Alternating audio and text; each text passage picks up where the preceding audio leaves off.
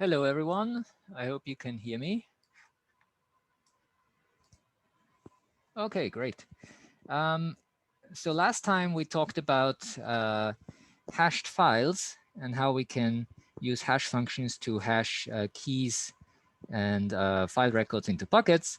And one technique that we learned about was to use these chained this chain hashing, right? So which you probably heard of in data structures before. But here the difference is that we are having like a linked list of buckets or disk blocks rather than a linked list of single entries. Okay, so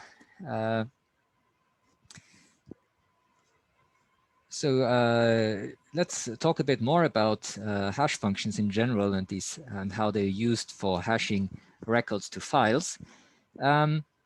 So typically you want to keep your hash file at most 80% full. If it's fuller than that, then you will have collisions very frequently, and you don't want that because that will reduce your, or rather it will increase your access time. And another thing is that the hash function that we're using, this hash function h, that should distribute the records uniformly among the buckets. Okay, so if it's not really uniform, let's say if it maps a lot of records to the same few buckets, then many overflow records will exist. And we already saw last week that searching through these overflow buckets is more expensive because it's basically like following along a linked list. Now, so far, the solutions that we looked at for external hashing were static. Okay, so we have some fixed number of main buckets, and we can, of course, use these overflow buckets, but it's not ideal in terms of increase of access size. In particular, if you're looking at a database that keeps growing over time, then this is not really a viable solution because you will end up having most of your data in the overflow buckets if you don't reorganize your hash table occasionally. Okay, and also if we would like to obtain like an ordered access of the hash key field, meaning the field that we're using as the argument for our hash function, then hash functions don't really help us with that, right? Because they only give us this kind of uniform mapping of records to buckets, but it's not clear that if you look at one bucket, let's say you look at one bucket with index 50, so how do you find the bucket with the next higher index, 51, for instance, or 52, if 51 doesn't exist? So just alone from the hash table, this is not an easy operation to do. Okay, so basically you end up doing linear search if you want to have ordered access. So there were two solutions that people came up with for this static hashing problem. And these are extendable and dynamic hashing techniques. So basically, we want to ensure that we can dynamically grow and also shrink according to the number of records in our file. Okay, and both of these techniques use the binary representation of the hash key value in order to access a so-called directory. Now, depending on whether we're looking at extendable or dynamic hashing, the directory is either an array of size of some size or a binary tree. Okay, so it's an array for extendable hashing and it's a binary tree for dynamic hashing. So first, let's talk about extendable hashing. Okay, and actually, as I'm seeing a problem here because just give me a second. It seems that on my iPad, this is not the latest updated slides that I'm seeing here. Just need to refresh the slides.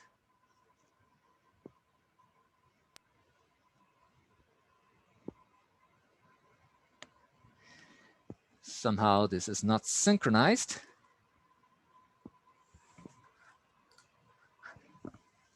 Meanwhile, why don't we take this chance to do a practice quiz on Canvas, which is not really a practice quiz. It's more like a single question about some of the content that we discussed last week. So you can find it on Canvas. There's only a single practice quiz at this point. and it should still be available.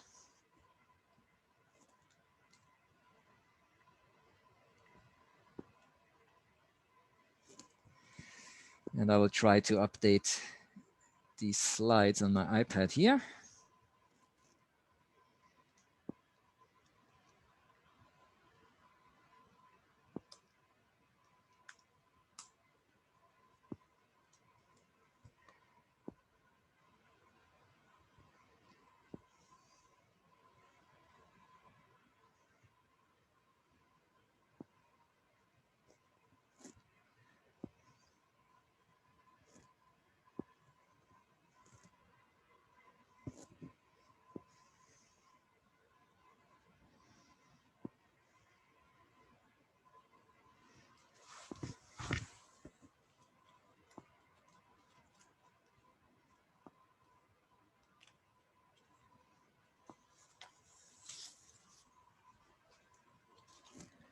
All right, I'm assuming you can see the quiz.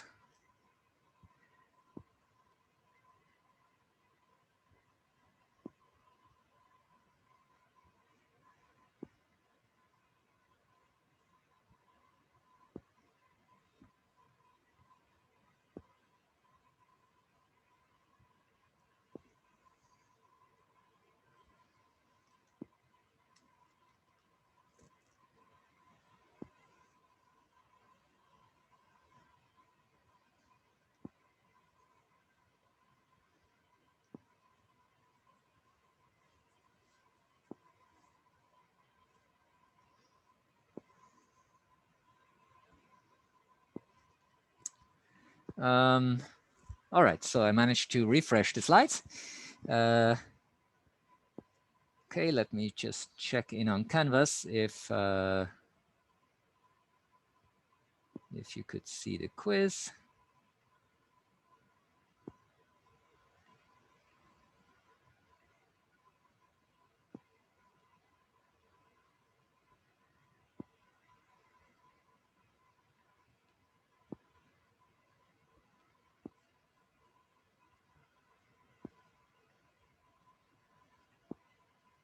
All right, so can someone tell me the solution for the quiz, or what they think that the solution is?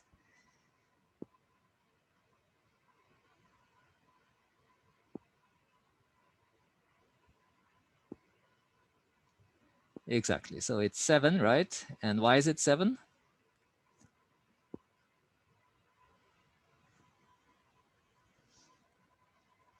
Not exactly.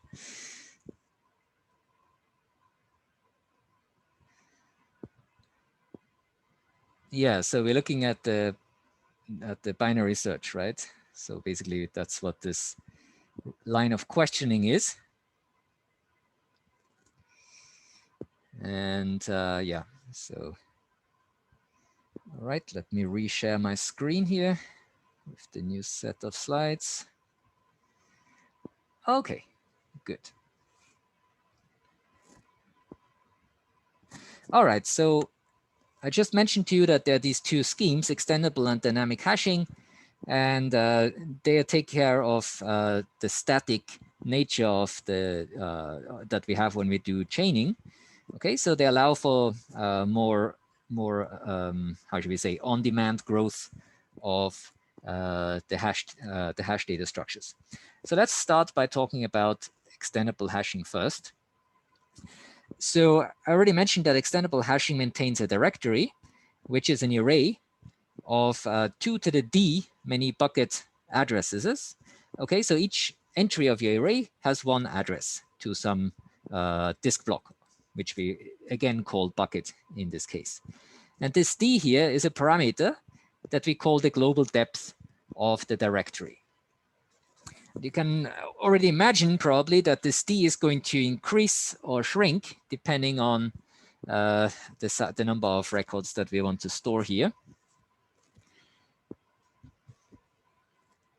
So how do we hash items? Well, we're looking at the integer value corresponding to the first, meaning starting on the left, the higher order d bits of the hash value, and use that as an index into our array, meaning into the directory. Okay, so basically the address at the directory entry, that is going to be the bucket where we're going to store records with that hash value. Now, for each bucket, we also keep track of the so-called local depth, which we denote by D dash. And that specifies the number of bits on which the bucket contents are based. Okay, so the local depth can be as large as the global depth, but not larger. Okay, so we have this invariant that D dash is at most D for all buckets. So this local depth here can be different for different buckets. So each bucket has its own local depth. And depending on what happens to a single bucket, if you look at one specific bucket, it could be that that bucket overflows. And in that case, we need to split the bucket into two. So we don't have like overflow buckets now. Okay, we just split that bucket. And then we increase the local depth by 1. Similarly, if it could be that I need to merge two buckets, right? And in that case, the local depth of these buckets will decrease if I, for example, delete records. So here is a picture of what this looks like. Okay, so let's see how this works here. So here on the left, we have our directory, and we have here the hash value, the 3 bits on the left of the hash value. Okay, so basically each entry here corresponds to these 3 bits here on the left, right? So if, let's say, I have a record and I'm hashing that record and I get this as my hash value. Okay, so what am I going to look at? Well, I'm only going to look at the first 3 bits because my global depth is 3. And in that case, I'm going to go to this bucket here.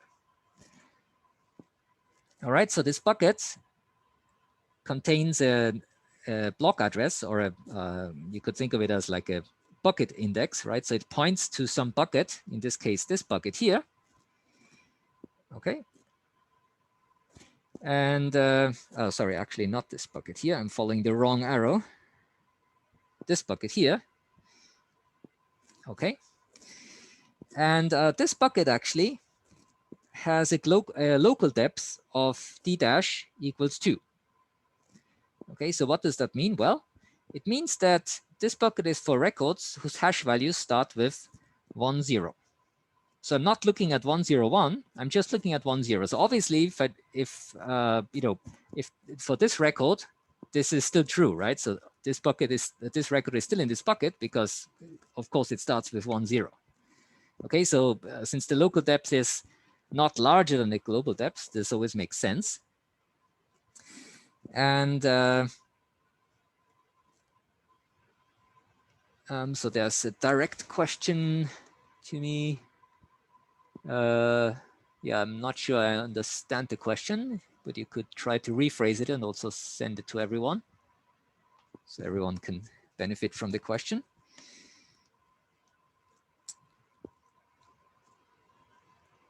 All right, so any questions so far?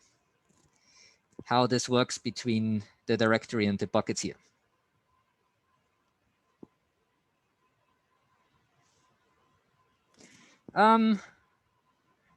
Okay, so maybe later on I will come back to the quiz. I can mention that maybe during the break. I don't want to get sidetracked from this example here now. So any questions about extendable hashing now?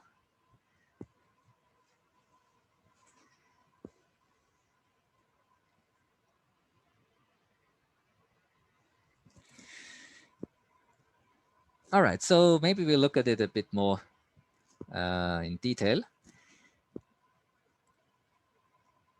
I will go through a more detailed example later on, but I just want to explain this picture a bit more. So you can see that we have several buckets here on the right, okay? And some of them have a local depth of 3, others have a local depth of 2. And one thing that you can see here from, for example, this bucket here, or actually let's look at again at this bucket, the one that we looked at before. This one here, it has 2 pointers from the directory. Okay, so how is that possible? Well, you can see that we have in the directory, we have 2 entries that start with 1, 0. Okay, and basically both of them point to the same bucket at this point. Okay, so what does this mean, or why would this be possible? Well, it basically means that I don't need like 2 separate buckets for records that hash to these two values here. Okay, so I don't have sufficiently many records that I would need to split this bucket. So at this point, I'm not splitting it yet. But maybe this will become clearer once I walk you through the more detailed example in 2 slides. So there's a question, how do we get D?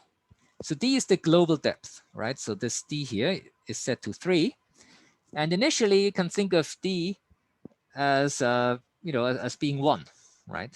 If your hash table is empty, if your directory is empty, I should say, your global depth is just 1. And of course, as it grows, it will keep increasing. So when do I need to increase it? Well, let's look at that.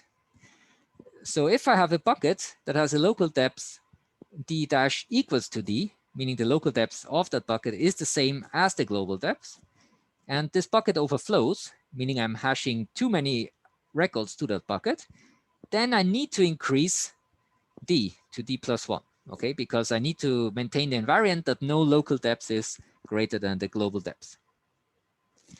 And what happens if I increase d to d plus 1? Well, what is going to happen to this directory? So this directory here always has d to the 2 to the d many entries. So if I make this 2 to the d plus 1, then this will double in size. So I'm hearing someone typing.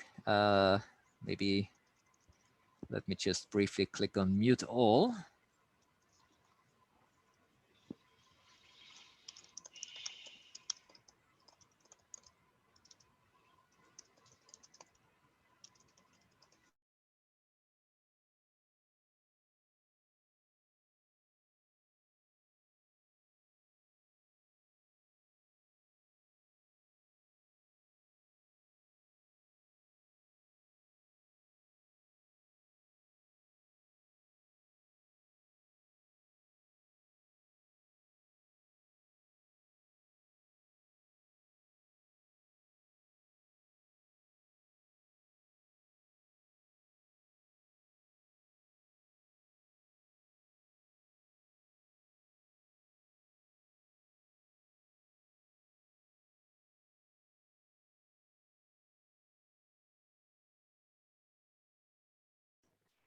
Yeah, 1 second. Somehow Zoom just tried to log me out because I was apparently logged in too many devices. I will just, I hope you can still hear me. Good.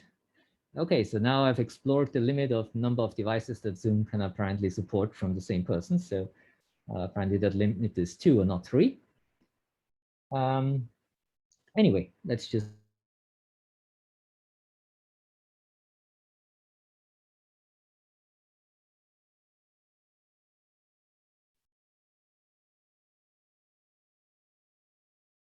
all right. So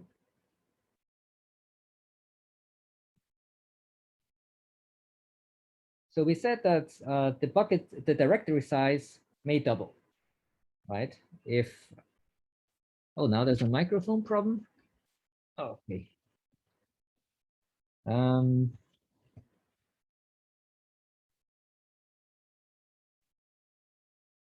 Okay. Somehow the CPU network isn't that stable today. So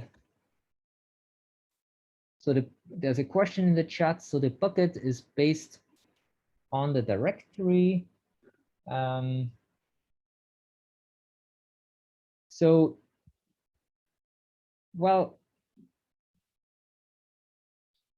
I'm not sure what you mean by it's based on the directory number. So each entry in our directory will have like one bucket address or one block address. So just think of a bucket as being equivalent to a disk block. So each one of these is like one block address.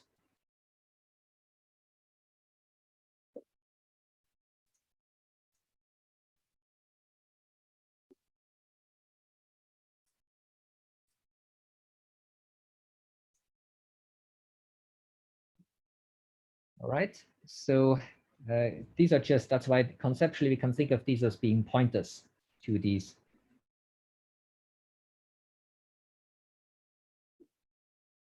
Okay. All right. So as I said, if this increases to d plus 1, so like in this case, d would be 4, d plus 1 would be 4, right? So now at the moment we have 8 entries here. So in that case, we would have 16. So it would just double in size. And basically we have all possible, all possible values here for 4 bits. So that's why we have 16. So you can just think of like starting at 0, 0, 0, and then counting upwards in binary until you hit 1, 1, 1. So that's always what we get for the directory content.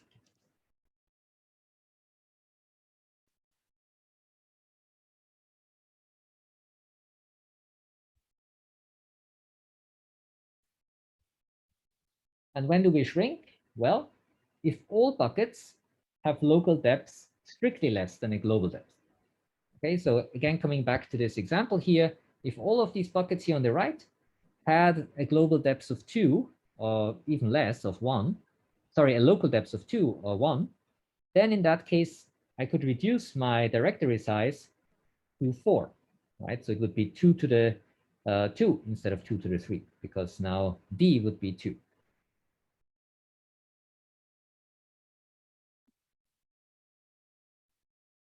Okay, so now let's look at a more extensive example. And here we're going to assume that the global depth is 1. Okay, so basically this is the smallest directory you can have. And we're also going to assume that each bucket can hold up to 2 records. Now we're going to insert some records of the following type: social security number, name, and age. Okay, and these are the records that we're going to insert in this sequence here. And we're going to assume that the binary representation of the hash values of the social security number, which is the field that we're going to use for the hash function, is as so. Okay, so we're just assuming that our hash function gives us this. We're not worried what the hash function exactly is in this case. We're just going to use that we get these binary values. All right, so maybe I'll start drawing the situation that we have here. Okay, so our global depth is 1.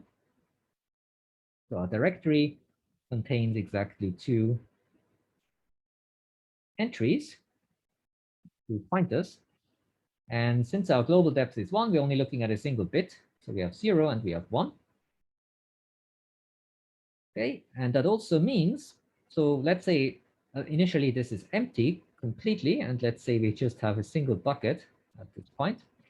Each bucket can hold 2 records. So this over here is a bucket. And both of these pointers here will point to this bucket. Now, what is the local depth of this bucket?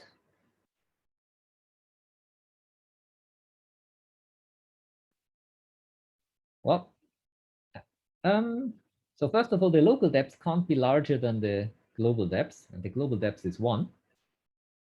So what is the meaning of the local depth? The local depth is the number, the actual number of bits that I use for mapping records to this bucket. So in this case, the local depth will just be 0. I'm just mapping everything to this bucket, right? I don't care what the first bit is. So if the first bit is a 0, I'm mapping it here. If the first bit is a 1, I'm mapping it here. All right, so the local depth is just 0. And now let's say we are mapping this first record here, 203 Franklin 35. And I'm just gonna write the first field, which is the one that we're using for the hash function here, and I'm gonna omit the rest.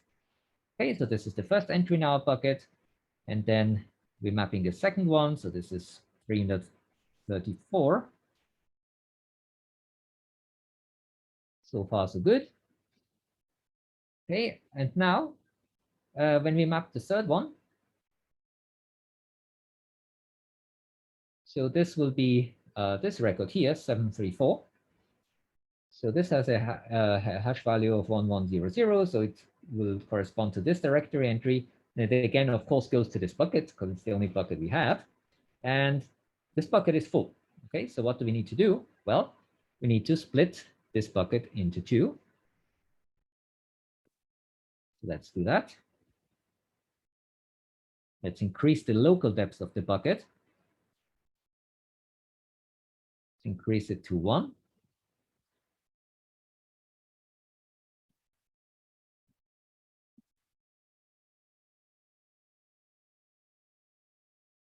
Okay, and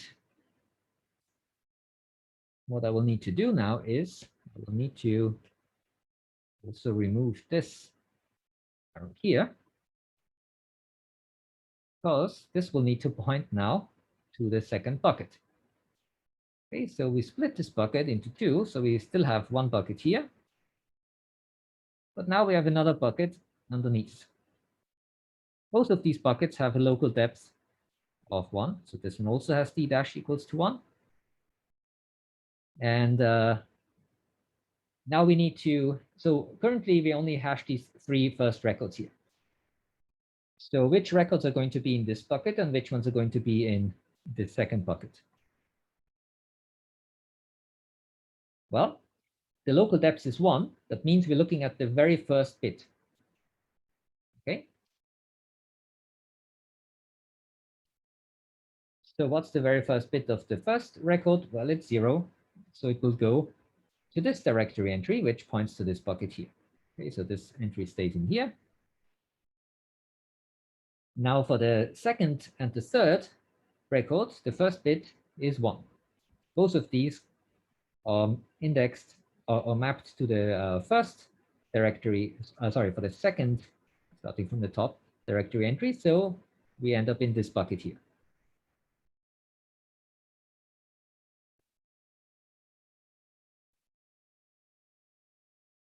Okay.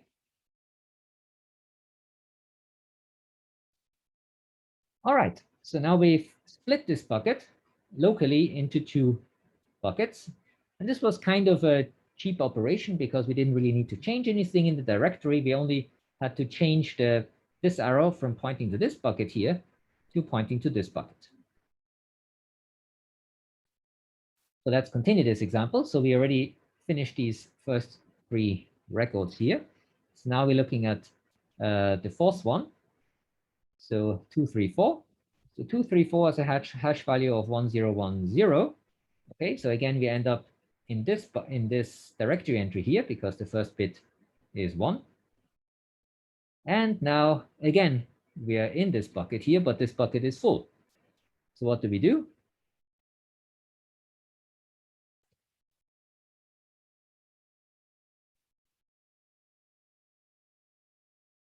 Well, we need to add another bucket, right? We need to add one more bucket, but now we also need to increase the global depth because this bucket already has a local depth that is as large as the global depth. Okay, so I'm going to just draw this down here. So I'm going to increase my global depth to 2. And now I have a directory that has 4 entries.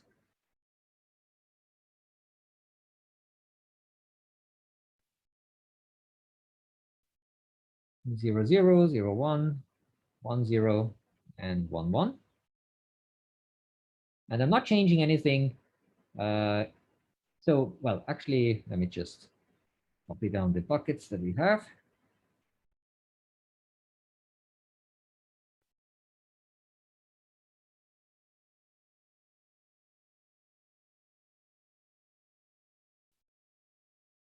Right, so 2 and 3. And so I'm not changing anything with this first bucket here. First bucket still has a local depth of 1. And this still has the same pointer, right? So it only looks at the very first bit, even though the directory entry maps all entries there from that have the first 2 bits starting with 00. Okay. Now, since we doubled the directory here, where's this second pointer going to point to? To which bucket? Bucket 1, 2, or 3? What do you think?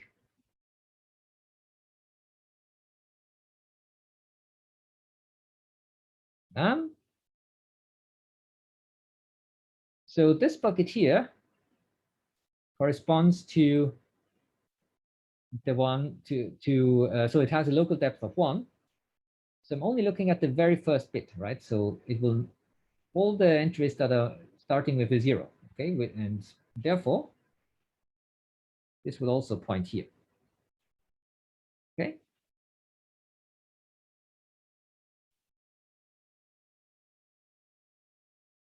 Now, what about this entry here? This entry, this bucket, and this has a, so basically this is this, these 2 buckets, these 2 here, those originate from this bucket here that I had to split, okay? It will have a local depth of p dash equals to 2, and similarly this one will have a local depth of p dash equals to 2. Okay, so that means I'm using the first 2 bits. All right, so anything that starts with 1, 0 will be mapped to this bucket here. So what starts with 1, 0? Well, 2, 3, 4. The hash value of 2, 3, 4 starts with 1, 0. Okay, and this one here now will point to this bucket, okay, because it has a local depth of 2. And so anything that starts with 1, 1 will be mapped to this bucket here. So that was 7, 3, 4. That starts with 1, 1.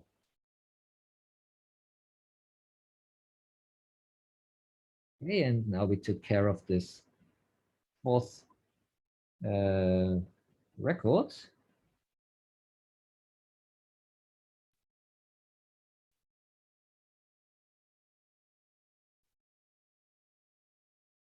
Somehow I'm missing one record here, aren't I? 1101.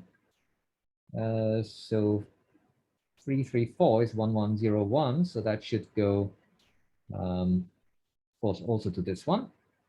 Basically this bucket here contains the same ones as the bucket up there.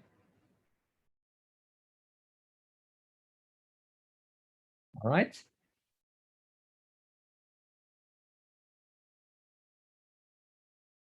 Does that answer your question?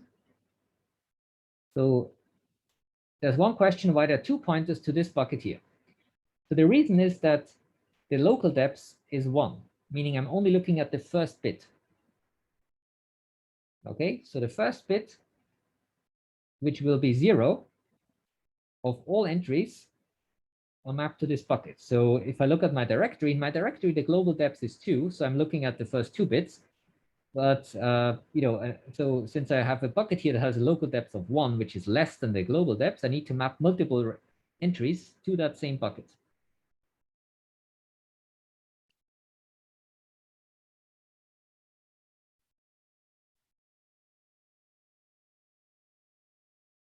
Okay. 145. Yeah, so the next entry will be 145, right? So 145, where is it going to go to?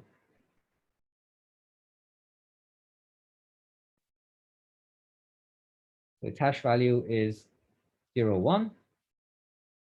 Okay, so it will go to the first bucket here.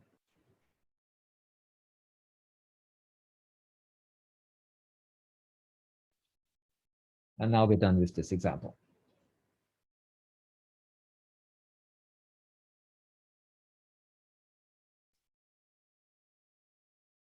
So just think of it like as the global depth is always kind of the upper bound on the individual local depths of the buckets. and you keep locally splitting a bucket until its local depth hits the global depth. At that point, if you want to split it, you first need to double the size of the directory. There's a question, should we use d equals 3? So just for hashing these records here, you don't need to use d equals 3. Right? Because you're perfectly fine with this directory size here. There's no overflow at the moment. You still have some space in this bucket here. So you don't need to use d equals 3 yet. So when would I need to increase the global depth here? Well, if I, let's say, hash another record that has a hash value of, let's say, 1111, right? Because in that case, well, it starts with 1, 1. So I'm going to map it to this bucket here. And this bucket is already full. And its local depth is 2, which is the same as the global depth. So I can't just locally split it. I would need to double the size of my directory, and only then I can split it. So there are a few questions here. Is the mapping criteria set by ourselves? What do you mean by mapping criteria? And while you clarify that, let me answer another question. What does d dash equals 0 mean? So d dash equals 0 means that the local depth is 0 of that bucket. Okay, so it means that you're not looking at any bits at all for mapping to that bucket. So basically, this bucket is just a catch-all bucket for all your records.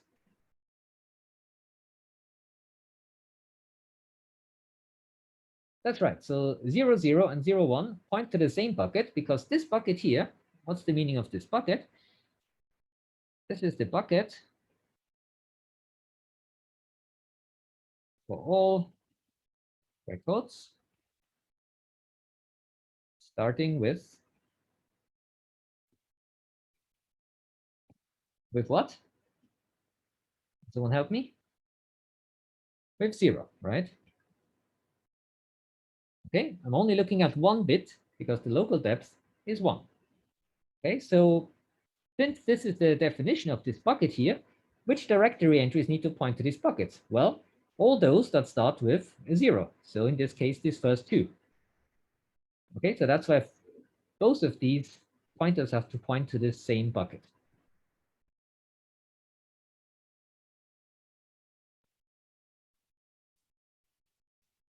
All right, and as your global depth keeps increasing, it can happen that even 4 pointers point to the same bucket, depending on if your, let's say, your local depth is still 1, and so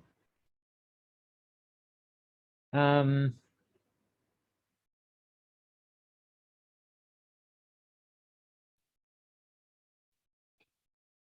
What will point to the second bucket then?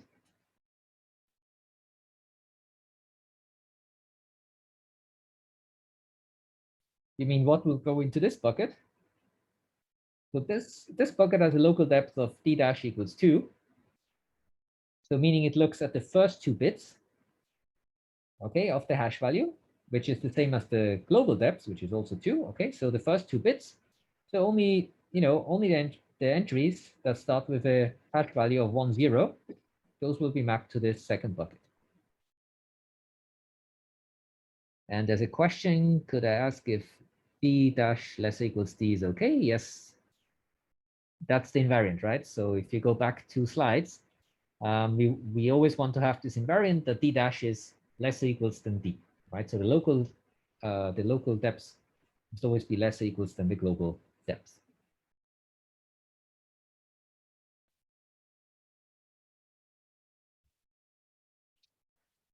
All right.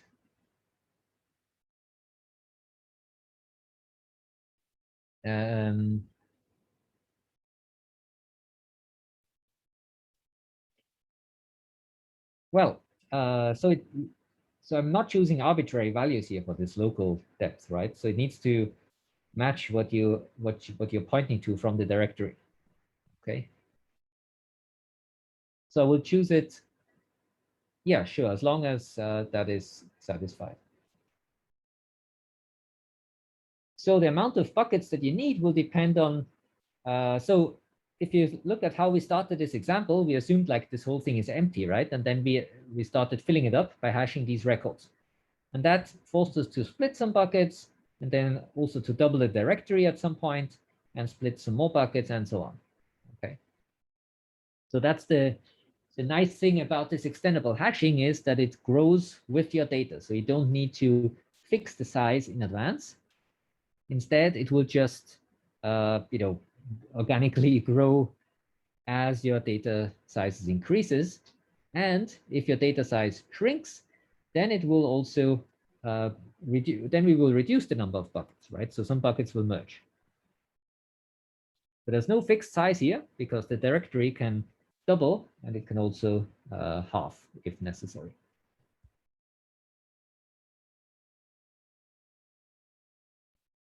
And sure, you don't want to waste too much space by allocating too many buckets to which nothing is hashed, right?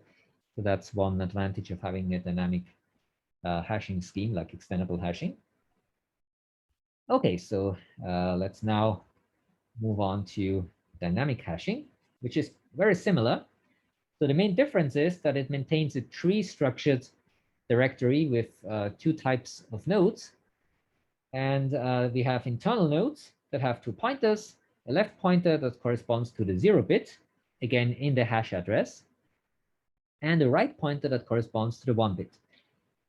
Now, the second type of nodes that we have are leaf nodes, and those hold a pointer to the actual bucket with the records. Okay, so the internal nodes, they don't really hold any data. They just let us navigate to the right leaf. And then when we reach the leaf, that's when we get the pointer to the actual bucket that holds the data.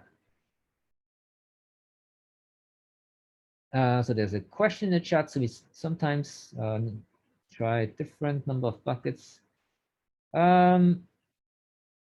Yeah, I mean, usually the questions will be asking you, like they will give you a sequence of records to insert. And they will tell you what the initial state of the hash table is, what the directory is, and then you can just go from there. Okay, then you can just grow or extend it or shrink it as needed. All right, so coming back to dynamic hashing. So this was actually a precursor to extendable hashing. Okay, so the two are very similar. So both of them use this binary representation. So how do we search for a record given the hashed address? Well, we just need to traverse the tree that lead us to the right leaf bucket. Okay, so this is how dynamic hashing looks like.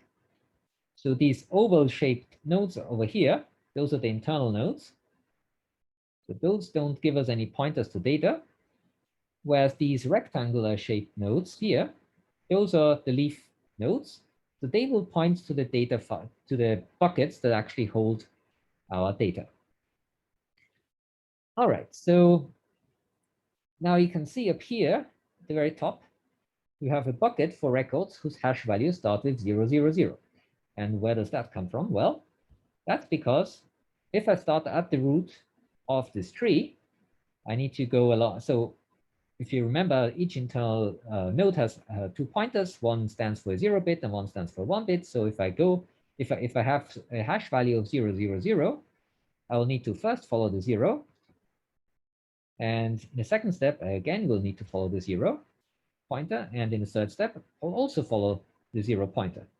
Okay, and then I reach a leaf node, and this leaf node will point to the bucket where the record is stored that I want. Now, yes, so we're only looking at binary trees for this, right? Because we're only looking at binary hash values. Okay. So for dynamic hashing, we only have these binary trees.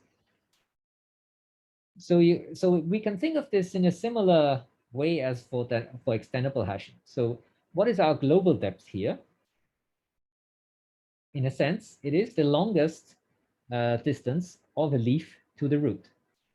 Okay, and in this case, it is, yes, it is exactly 3, as pointed out in the chat. Okay, so that's the global depth. Now, there's also a local depth of a bucket. So what do you think is the local depth of this bucket here? Well, it will be 2, right? Because if we start at the root, how do we get to this bucket? Well, we need to traverse a 1 pointer, then a 0 pointer. And then we reached the leaf node, which points to that bucket. Okay, so in this case, we only looked at 2 bits. So therefore, we can think of this bucket as having a local depth of 2. And you can see on the description here on the side that this bucket is for all records whose hash values start with 1, 0. Okay, so any record that has these as the most significant bits will be hashed to this bucket. And another example, so if we want to search for 1100, how does that work? Well, we always start at the root, then we go along the 1 pointer, the 1 pointer, and the 0 pointer. And then, so basically we use these first 3 bits, right? And we don't care about this last bit here because we already reached the leaf, right? So the leaf already points us to this bucket here. And this bucket will just hash all values that start with 110. The meaning that it will definitely match this value, right? This will be in this bucket, and it will also contain all the records with this hash value, of course.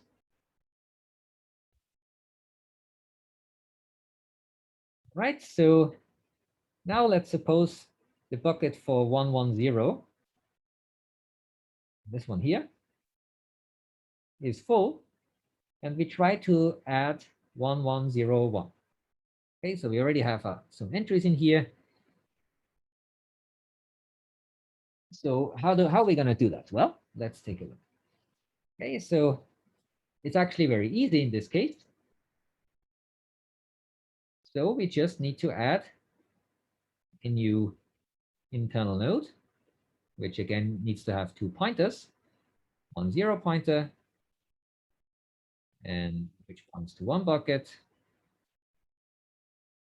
and the 1 pointer, which points to another bucket. Oh, sorry, what am I doing? That's of course not correct. What did I miss? Can someone tell me?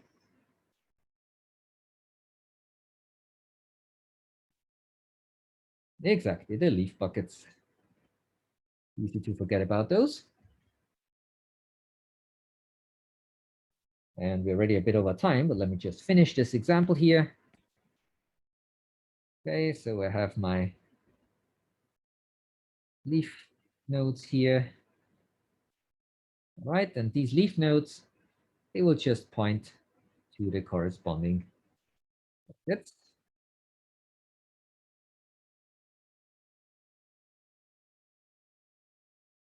Zero, and this is the 1. Okay, and then again, now I will need to probably, reshuffle the items from the bucket that I just split into these. I will probably need to distribute them among these 2 new buckets that I have here. Okay, so now this is the bucket that start with,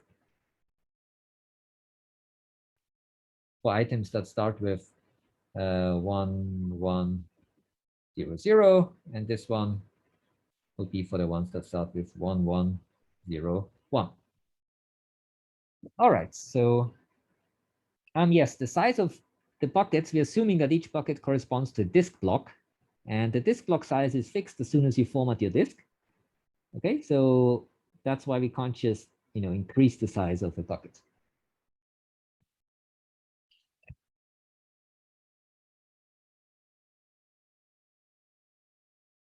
So now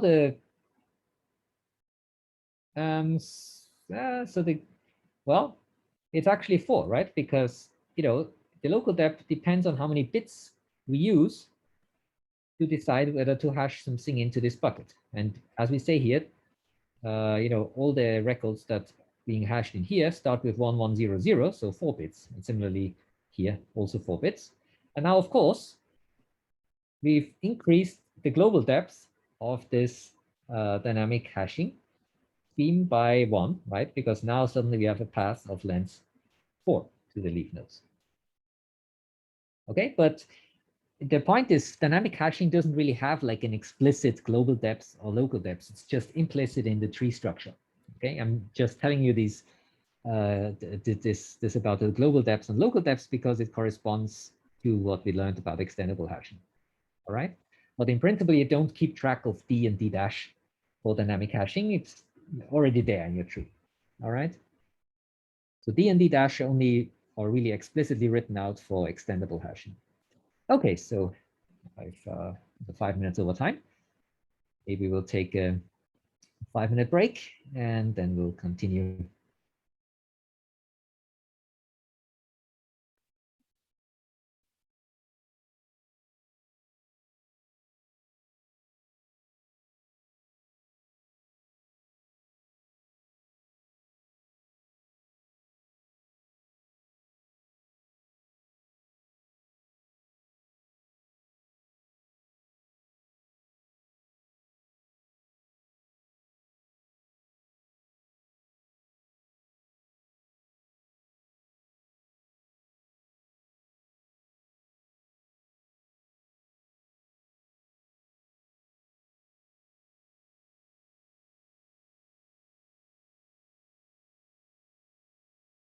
Sorry.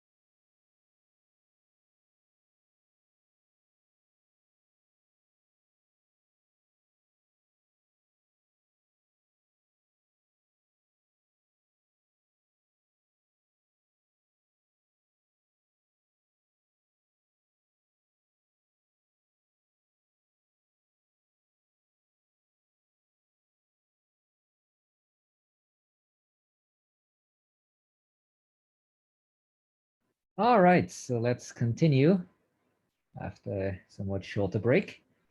Okay, so I promised I would resolve the quiz. So yes, the correct answer is 7 times. You have to ask 7 times to get within a range of 10,000.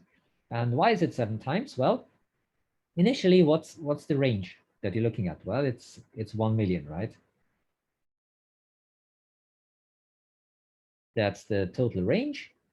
And if you ask once, and you use the binary search criteria, right? So you can ask, is it larger than 500,000, right? So what's the range that you're left with after asking once? Well, it's half of that, okay? So it will be 500,000. And now again, you ask, is it larger than 250,000? Right? So in that case, again, you're eliminating half of your current range. So half of your current range is now 250,000 and so on. So if you do this 7 times, you get down to 7,812, which is less as the remaining range, which is less than 10,000. Okay. All right. So now I want to move on to the next topic, namely indexing techniques. So what are indexes? Well, indexes, an index in general is an auxiliary file that provides you fast access to the records in a data file. So usually you will have 2 files, data file that actually stores the records, and an index file that you can use to access those records very quickly.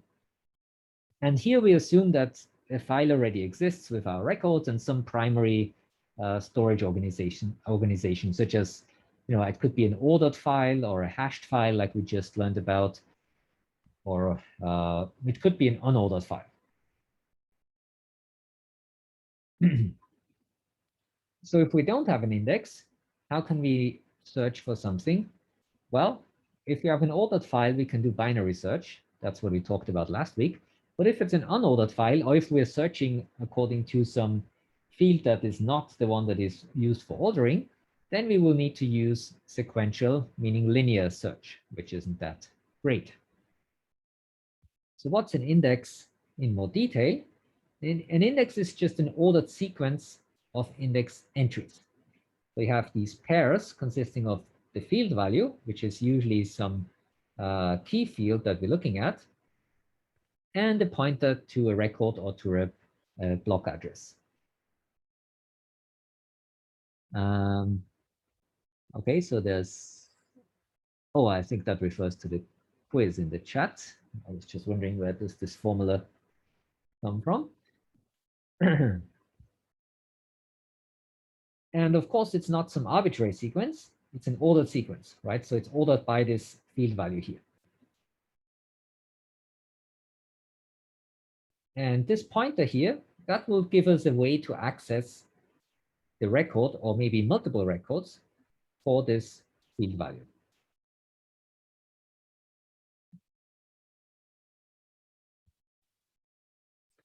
So usually we will just use a single field to specify an index on, and then in that case, we call that the indexing field. It doesn't have to be a key. In many cases, it will be a key. So usually you will have one index on your primary key, but you might also have some additional indexes that are on other fields that are maybe not the ones that are used to ordering the file. So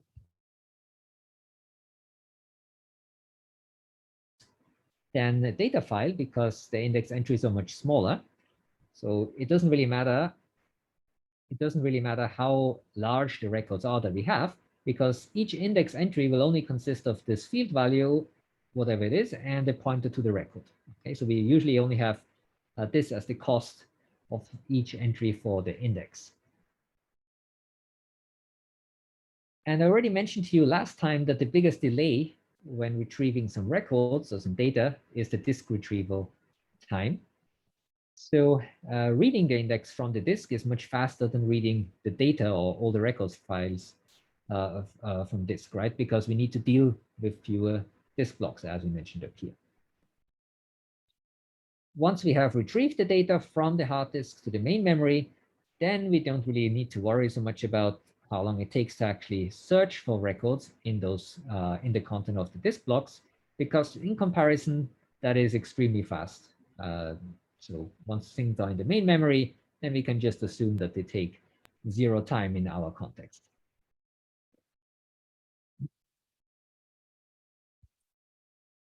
Now, of course, we're not going to search the data file sequentially if we can avoid it. So if we have an index, we can use the index because the index is ordered to do a binary search, okay, to get the address of whatever record we're looking at. So now let's talk about the different types of indexes that there are. So at this point, we only look at single level indexes. We will have one index that points to one data record.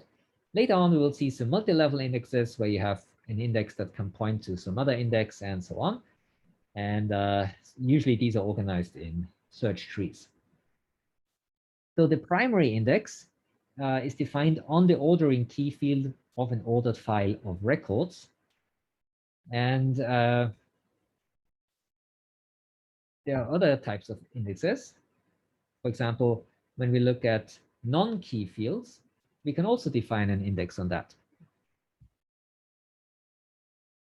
So what's the difference here? Well, you can have multiple records that have the same value for the ordering field if it's a non-key field, okay? Because only keys are unique.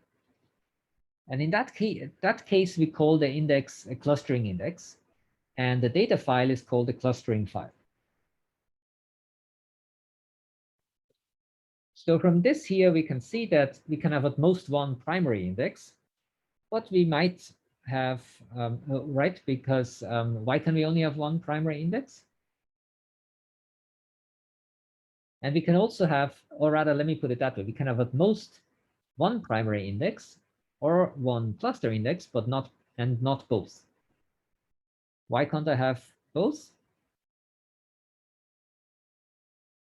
Well, because the file can only be ordered physically on disk according to one field, right? So either that field is the key or it's a non-key field. So if it's ordered according to the key field, then we're looking at a primary index. If it's ordered to according to some other field, then we're looking at a clustering index. Now, the third type of indexes that we're going to discuss are the secondary indexes. And these are specified on non-ordering fields. What do I mean by non-ordering fields here? So these are just some arbitrary fields of your record that have nothing to do with how the records are stored on disk. Of course, by definition, you can have multiple secondary indexes, and that is also used extensively when you look at real DBMS. An index can either be dense or sparse. So a dense index is one that has an index entry for every search key value, meaning so when I say search key value, what I mean is exactly this here, right? This first part of the pairs that make up an index. And this, of course, uses more space. And you can also have sparse indexes, right? So a sparse index only has an index entry for some of the search key values, not necessarily all of them.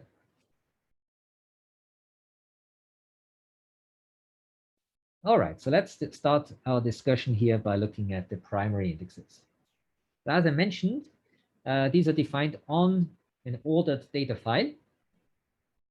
Okay, so we're assuming that we have an ordered file here, and it is physically ordered according to a key field.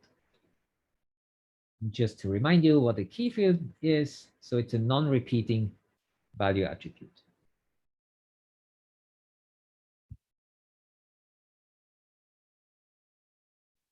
So in this case, the index entry is the value of an ordering key field and the pointer to a disk block.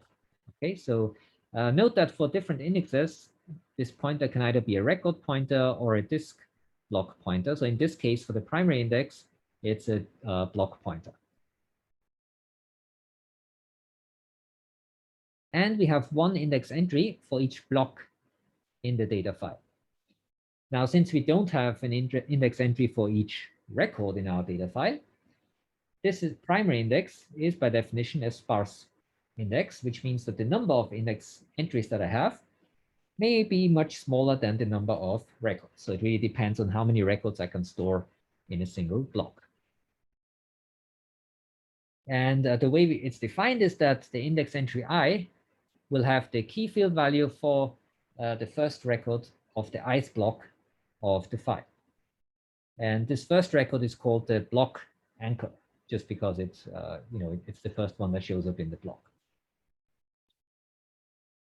So once we have the block in memory that for the record that we're looking for, then as we said, searching for the other records in the block is quite fast.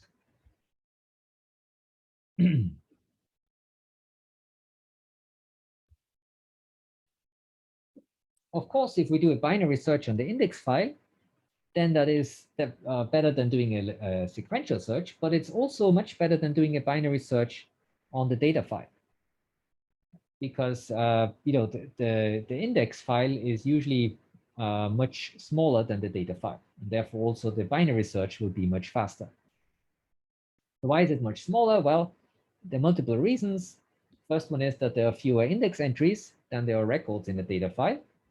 And the second reason is the one that I mentioned already before, namely that each index entry will be typically smaller in size than a data record because it only has two fields, right? It only has the search key value and the pointer value. And as a result of that, you can fit more index entries into a single disk block. Okay, so you will need to use less disk blocks to store the index file compared to the disk blocks that you may need to use to store the whole data file. We'll see a concrete example for this in a few minutes. Now, one thing that we need to be careful about here is how we handle insertions and deletions of data. So that's not always so easy to do. There's some special data structures to make this happen, which we'll learn about a bit later. So they're called B trees and B plus trees. But now let's look at a, let's look at a concrete example for indexes. So here on the left, we have our index file, and here on the right, we have our ordered data file. Okay, so you can see that this file is ordered according to the name field. So I'm starting at A and going all the way down to Z, and each one of these rectangles here corresponds to one disk block. So this first block here has this Aaron Ed as its anchor record, and this second disk block here has Adams John as its anchor record, and so on. Now, how does this index file work? So the index file consists of these kind of entries where I have the search key value and then the pointer. All right, so I have here the search key value, which corresponds to the block anchor, right? So this is the first record that shows up in the block. And the block pointer will, of course, have the address of that block on disk. Okay, so from this, you can see that we exactly have one entry here in our index file for each block. So the total number of entries that I have in my index file will be equivalent to the total number of blocks. Yeah, I'm not. Is that a question? Okay. Right.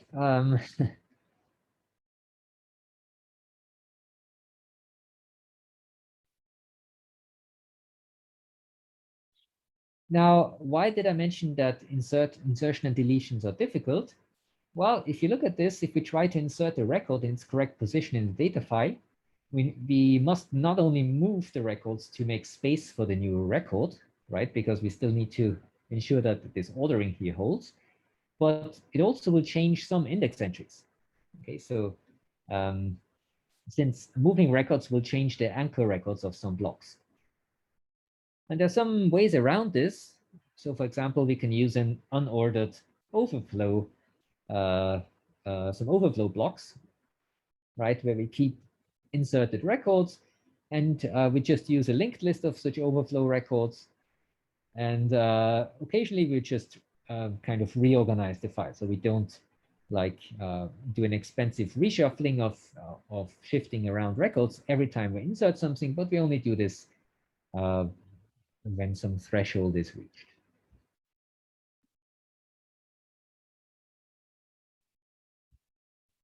All right, so now let's look at an example for searching an index.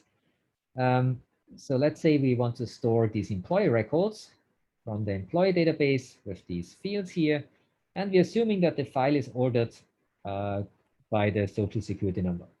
Okay, so it's physically ordered on disk according to this field. And also we're assuming that the record size is fixed, and we are storing the records in an unspanned way, which means that each record fits inside a single block. Okay, so there's no record that is stored, half of it, let's say, in one block and then the other half in the next block. Just to keep things simple, that's what we're going to assume, and the record size is 100 bytes. Now the block size is by assumption 1024 bytes, and we have in total 30,000 records that we want to store. So from this, what do we get? Well, our blocking factor, which is a notion you might remember from last week, is of course the block size divided by the record size, and that gives us 10 records per block. Okay, so we can fit 10 records into each block. And therefore, the number of file blocks that we need in total to store all 30,000 records that we have will be 30,000 divided by 10 rounded up, which is 3,000 blocks. So the binary search on the data file will need approximately how many block accesses? Well, we mentioned last time that the binary search will require the logarithm to the base 2 of the total number of blocks. Okay, and in this case, this will be 12 block accesses. All right, so let's keep this in mind for now. Now let's suppose that we have an index on the SSN field, and let's assume that the field size of the SSN field is 9 bytes. And let's assume that each record pointer that we use in our index will have a size of 6 bytes. So then actually it should be a block pointer, not a record pointer, but it doesn't really matter now. So then what's the size of an index entry? So let's call that R subscript I. So that's just the sum of these two, right? Because each index entry consists of the search key value field and the address. So in this case, it's 9 plus 6. So 15 bytes is what we need for a single index entry. Okay, so that's already much smaller than the 100 bytes that we need for storing a single record of our data file. So now that we have an index file, we can also, of course, look at the index blocking factor, right? So how many index entries can I store in a single disk block? And it's calculated in exactly the same way as for the data files. So we're going to abbreviate that as BFRI. And so how many can I store? Well, the block size is capital B. So the index entry size is RI. So I'm just calculating that. And it tells me that I can store 68 index entries per block. So what's the total number of index entries?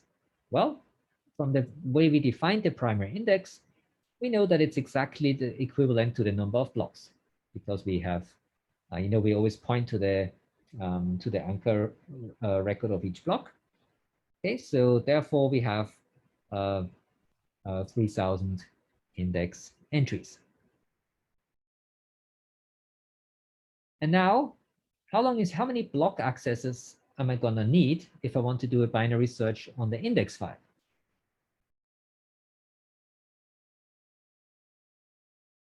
What do you think?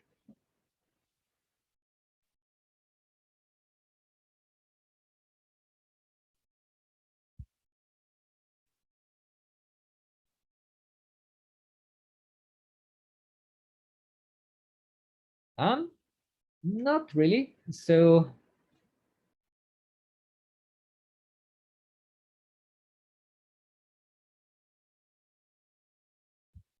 what's the number of index blocks that I need? So first we need to look at that, right? Because so this was the number of index entries. Okay, so the entries of the form k and p, right? Where k is a search key value and p is a pointer value. So I have 3,000 of these. So how many blocks do I need to store them? Well, for that, I need to use the index blocking factor that we just computed up here. Okay. All right, so I will just need 45 blocks to store it. And now the binary search will just depend on these number of blocks, right? So it's the log to the base 2 now of this bi that we just computed. All right, since I only need 45 blocks to store the entire index file, the log 2 of that is 6, more or less. Okay.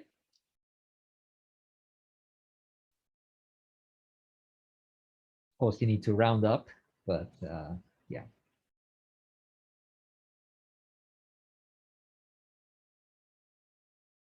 So maybe we could write it like this.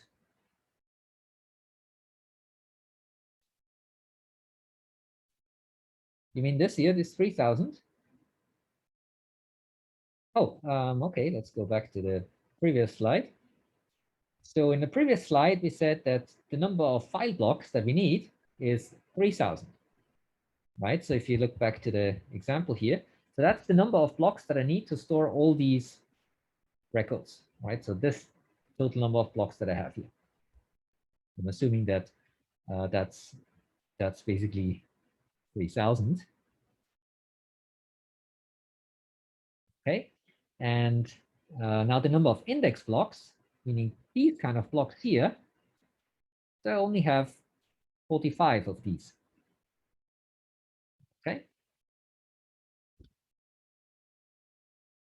Now from this, you can see that if you do a binary search on these blocks, then you get the number of blocks that you need to access is log to the base 2 of 3,000. Whereas if you do a binary search on the index file, then you get a number of block accesses, which is log 2 of 45. Okay.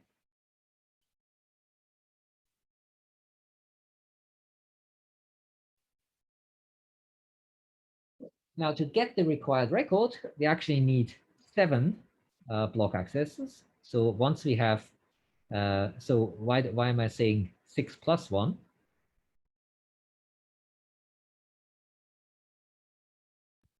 Maybe I'll go back to the picture. Why is it 6 plus 1? So I need 6 block accesses until I have found the right index block, right? So let's say this is the right index block.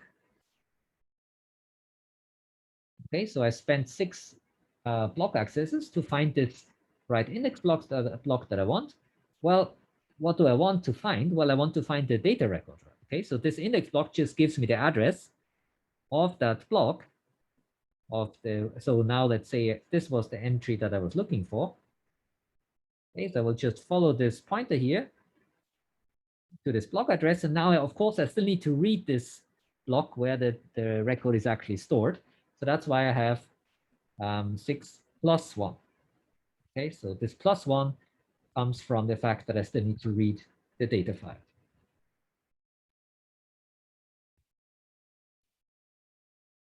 All right.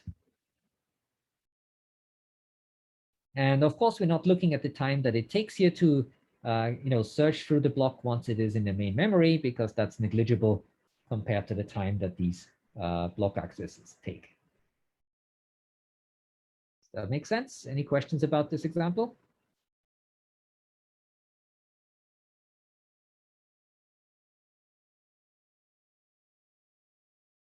That's right. So this plus 1 here is for reading the the data block.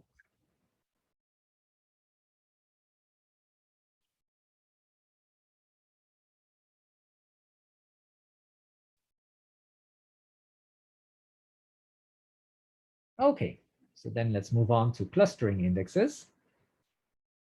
So again, these are defined on an ordered data file.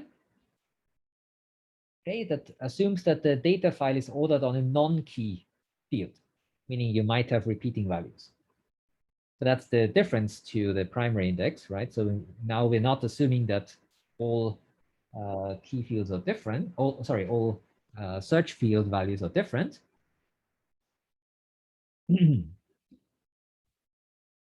And again, the way the clustering index is defined, we have these kind of entries. We have here some clustering field value, right? So this will be our search value. And here we'll have some this clock pointer, okay? So this is very similar to the primary index. And now we have one index entry for each distinct value of the clustering field. All right, so this is different to the primary index, because for the primary index, we had one index entry for each block that we needed for our data file. And where does this block pointer point to? Well, it points to the first block in the data file that has a record with that value for the clustering field.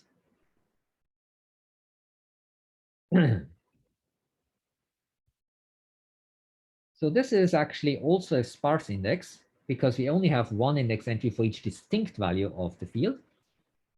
Of course, it can be a dense index in the sense that if all the values are distinct, then you will have as many index entries as you have data records. Okay, but by definition, it's a sparse index.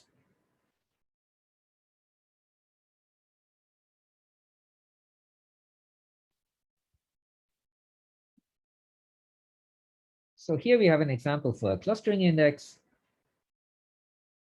Okay, and you can see here that we're assuming so that the employee records are now ordered by the department number, not by the social security number. Okay, so this is our data file over here. And obviously, many employees might work in the same department. So we might have many records that have the same department number. Okay, so in that case, we're not having a primary index, we're having a clustering index. And so now for each clustering field, for each index entry here, we can see that we have one index entry for each of the values of our search field that occur here. So we have, and now if we look at the block pointer, where does it point to? Well, it just points to the block that contains the first, the first record with that value. So for instance, 2, where does the block pointer point to? Well, it points to the very first block, because as you start at the top, you can see that this is the first position that that a record with this value occurs. Okay, and therefore we need to point to this block here. Of course, it can be that, in the next block, there are also some records with that value. So we need to make sure that, if the last record of a block that we read in the data file has the value that we're looking for, we also need to read the next block in the data file. But that's easy to do because we're assuming that the file is ordered according to this field here. Any questions about this?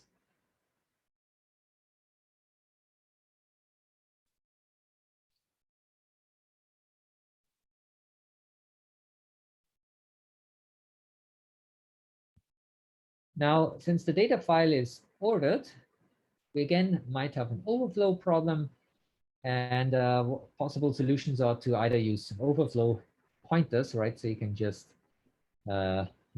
keep linking in some. So there's a question in the chat.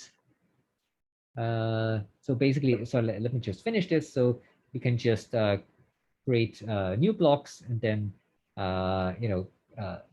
link them by using overflow pointers.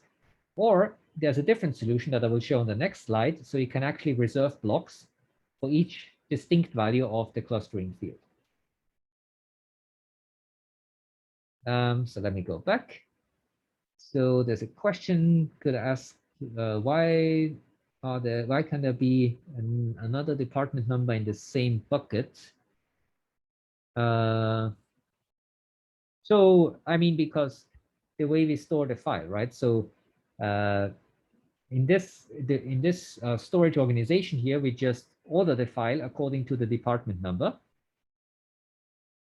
And for instance, we wouldn't want to waste space by assigning each bucket just for a single value, okay? Because maybe there's only one record with that value. In that case, we're wasting the rest of the space of the bucket. But in some cases, we might want to do that, right? So we might want to reserve a block for each value of the clustering field. And this is shown in this example here.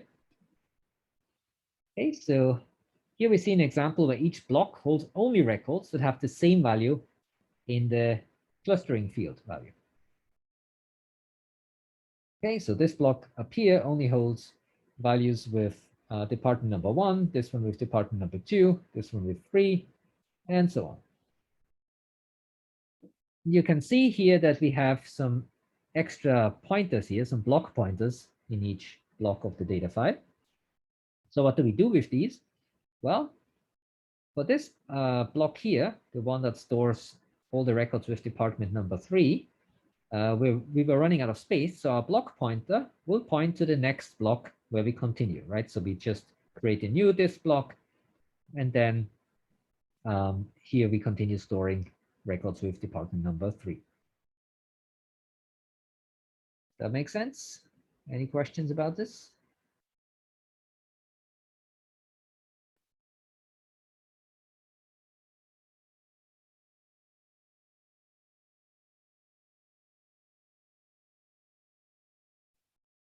Sure, this will waste some space, okay? But it really, so yeah, so here you're reserving an entire block for each value.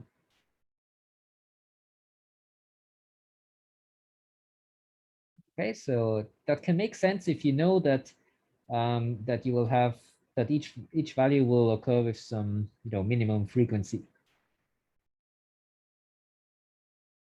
So if you know something about the kind of data that you're looking at, so for instance, if for this company database, I know that there's at least some number of employees working in each department, then it might make sense to use this organization because I know I won't waste too much space, because for each department there will be some number of entries, so not just a single one, for instance.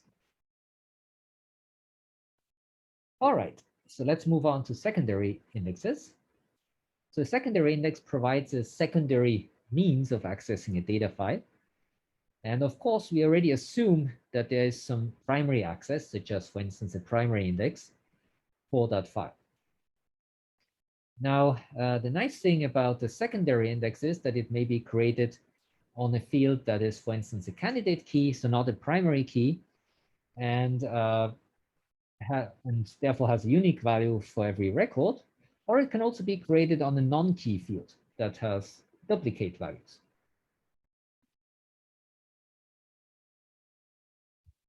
So again, the index is an ordered file with two fields, an indexing field, and then either a block pointer or a record pointer. That depends on which index we're looking at. So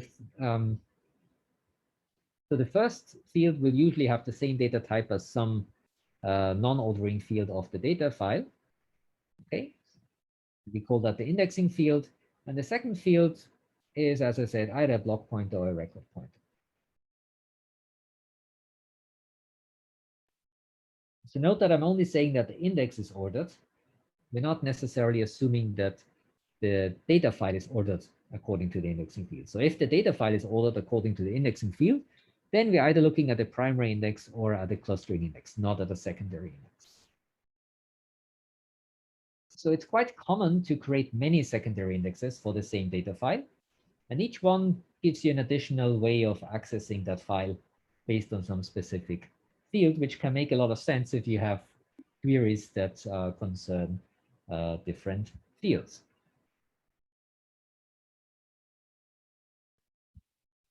Okay, and here we have a nice example with a lot of arrows of a secondary index.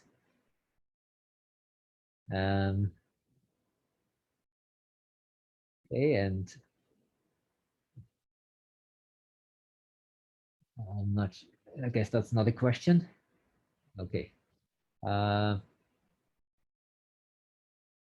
Okay, so here we have an example of a secondary index where the indexing field is a non-ordering key field of the data file. So it has distinct values for each record. And therefore, we need to use one index entry for each record. Okay, so this is a dense index that we have here. And here, these arrows, they're pointing any which way because the index file is, of course, ordered, but the data file is not ordered. All right, so that's why you have these arrows going all the way around. And the pointers here are block pointers. Okay. So you might wonder, why are these block pointers? Why aren't these record pointers?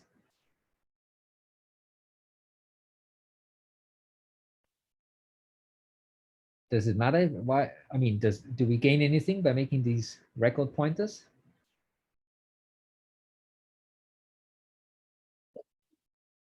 What do you think?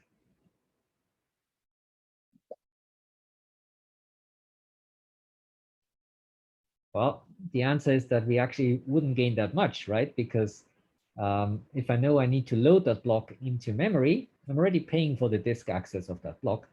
And so it just doesn't make sense to use record pointers. So I'm fine just using block pointers here. Okay.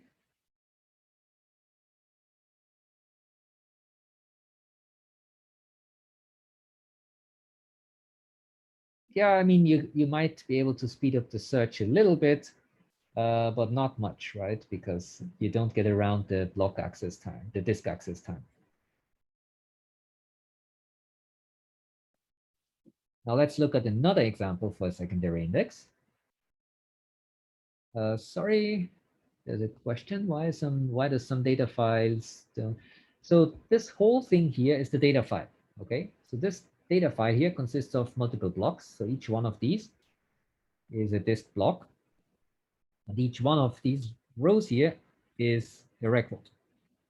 Right, and these arrows here, they're block pointers. So they're pointing to these blocks here. They don't point to individual rows. All right. So for instance, this one here, that will just point to this block. Okay, that just gives me this address of this block because this block is the one where this record is stored.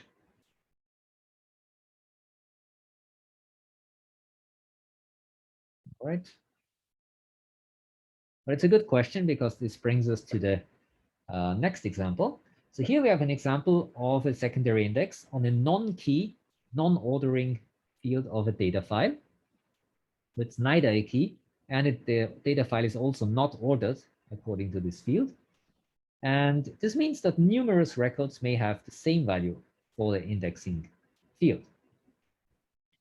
So what is going on here? What's the approach that we can use? Well, we can create an extra level of indirection. So this is a non-dense scheme, non-dense index.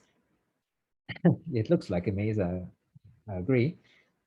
So we have one index entry per distinct value of the indexing field. Okay, and emphasis here is on on distinct value. Okay, so and then this block pointer here, for instance, this block pointer for field value 1, this points to another block of record pointers. So there's no data in these blocks here. So this is still technically part of the index. Only this here is our data file.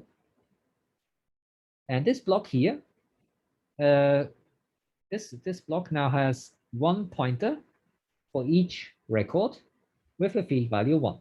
Okay, and you can convince yourself that these arrows here now point to all the records. So now these arrows, they really point to the records. They don't just point to this whole block. They give us the address of the record. So one here and one down here. And this one goes all the way here. Okay, so we have this extra level of indirection. And of course, it can happen that we run out of space in these blocks of record pointers, right? If there are too many entries, for instance, that have a value of 1, well, in that case, I need to use a linked list of blocks to connect them. All right, so any questions about this?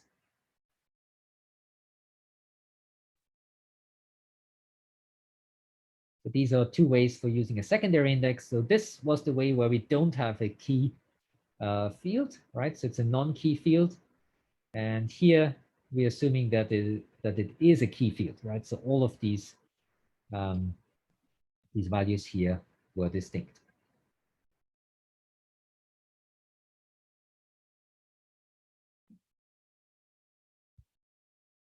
Okay, so now let's look at a numerical example that shows us how much a secondary index can reduce the number of block accesses.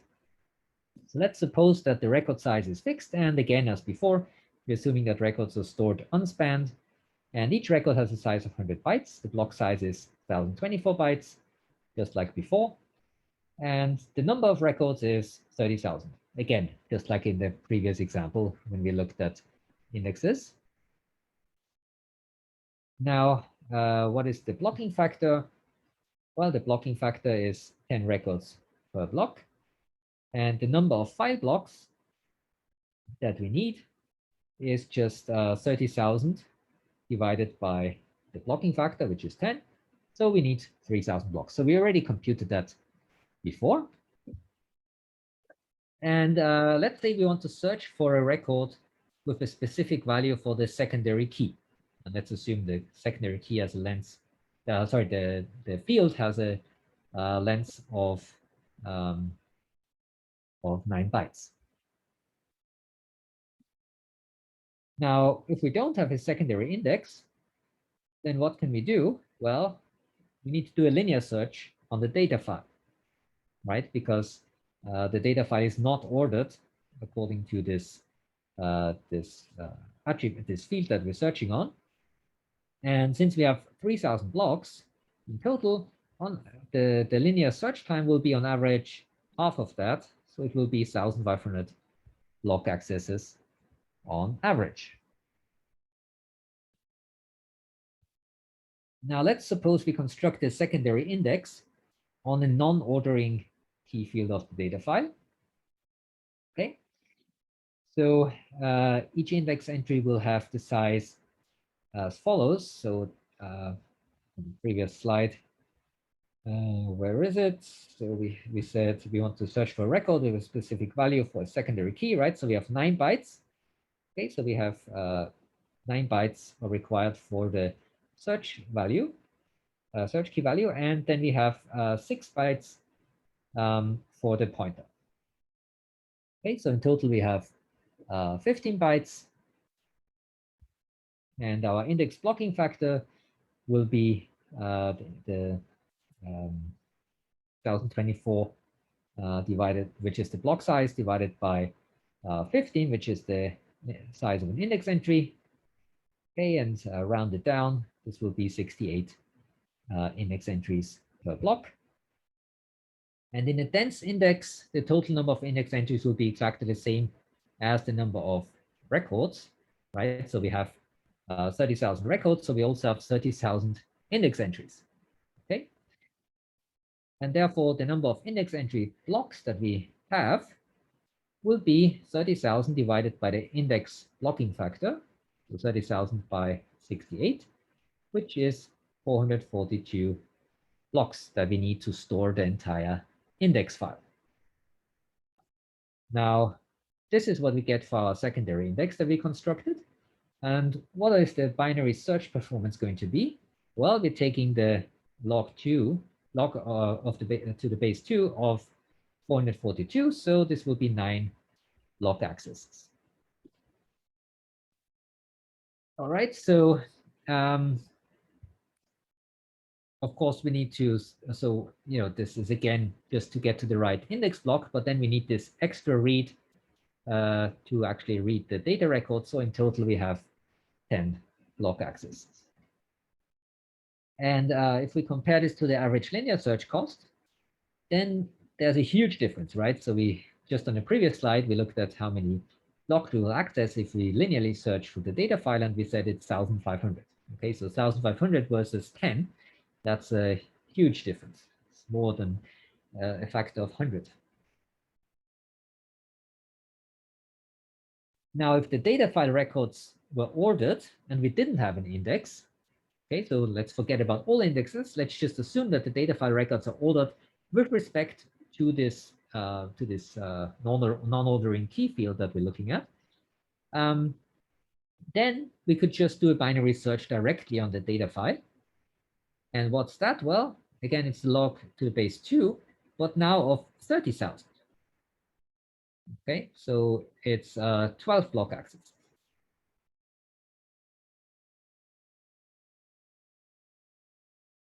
All right, so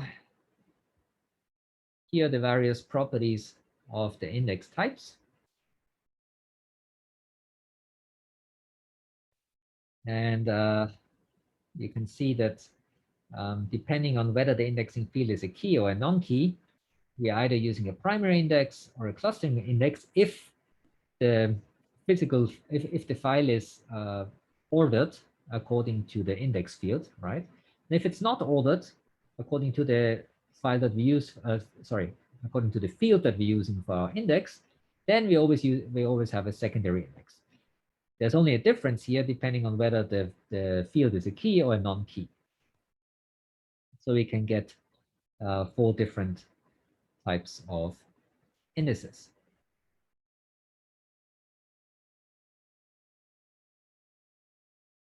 All right. Okay, and yeah, not sure we'll have enough time to talk about multi-level indexes, but let's see.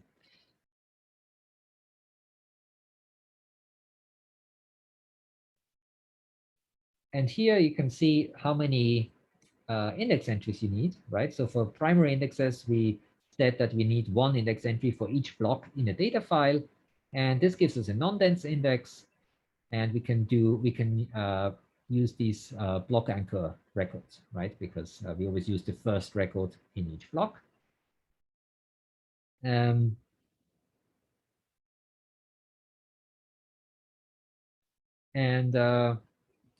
then for clustering, so for clustering indexes, the number of index entries that we need will be the number of distinct index field values, right? So that really depends on the kind of records that you're looking at. And again, you're getting a non-dense index. And here we can either, we might be able to use block anchors or we might not. So yes, so it's yes here if every distinct value of the ordering field starts a new block. So this was the second example that we saw for clustering indexes. And otherwise it's no. Okay. And similarly for secondary indexes, so it depends on whether we are looking at a key field or a non-key field. So for a key field, we need as many index entries as we have records in the data file, and then it's of course a dense index. And whereas for secondary non-key indexes, it would be the number of distinct index field values. Okay, so let me go back. Okay, so maybe there's a typo here, I guess. Yeah, so it probably should be 15 then, not 12. Okay, and the last thing that I want to discuss today are these multi-level indexes.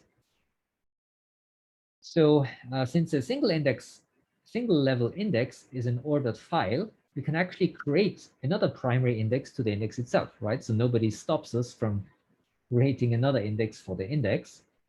And in that case, the original index is just called the first level index, and the index to that index is called the second level index. And of course, we can just repeat this process. So we can create the third, the fourth, and so on index until all entries at the top level fit into a single disk block, because once we reach that point, it no longer makes sense to create another index on top of that. Now, when can we do this? Well, a multi-level index can be created for any type of first level index, right? So whatever the first level index is, it can be a primary, secondary, or a clustering index, as long as, of course, it has, as long as, of course, the index file is larger than just a single disk block, because otherwise it doesn't make sense, right? So if the whole index fits into a single disk block, then you can easily just have one block access and you're done. And as the last thing today, I want to show you this two-level primary index. Okay, so here on the right, we have our data file. And this was a primary key field, so all values are distinct, and the file is ordered according to this value. And here we had our primary index, right? So this is exactly what we had for the primary index. We had these in the search key entries here, and each pointer points to the corresponding block. Okay. And we needed 1, 2, 3, 4 blocks for storing this index file. And now we can just create another index on top of that. So this will be our second level index. So we just treat this as our data file and now create an index in exactly the same way. Okay. So now what kind of entries do I have here? Well, I have one for each block anchor of the first level index file. So for record 2, for record 35, 55, and 85. And now all of them fit into a single block, and I'm done. Okay, and what you can see from this is that you can actually speed up the search, because now I can just follow along a path through this tree that I'm building and get much faster to the data record that I'm looking for. So yeah, let's stop there for today. Any questions?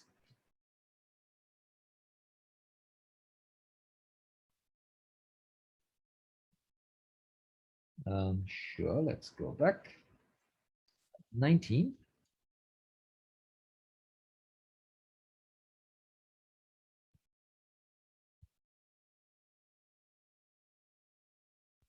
So it's yes, if every distinct value of the ordering field starts a new block.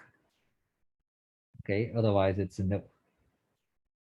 So if you look back at this clustering index example,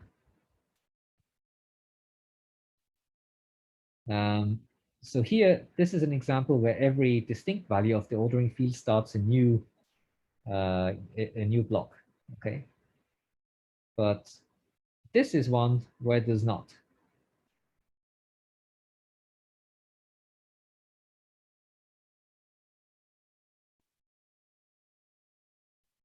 There's another question: is index similar to the route of files in the computer? Well, you can of course think of your directory, or rather your file system, as a tree. Well, it's not strictly speaking a tree, because you can have like it's basically a directed graph that you can have. But if you like, you can think of it as a tree, and in that sense, yes, you could traverse it in a similar way.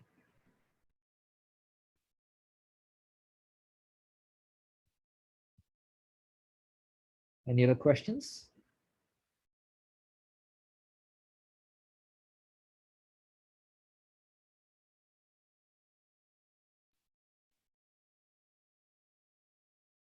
So far, so good. Yeah, good. All right, sounds good. Then my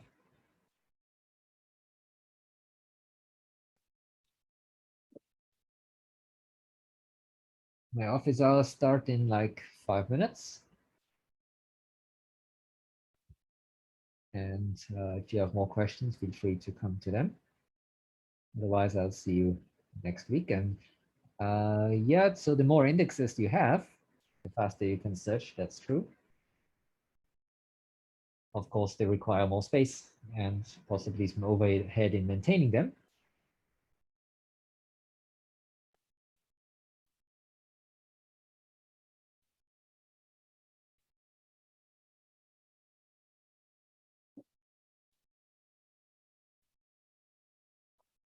All right. See you next week.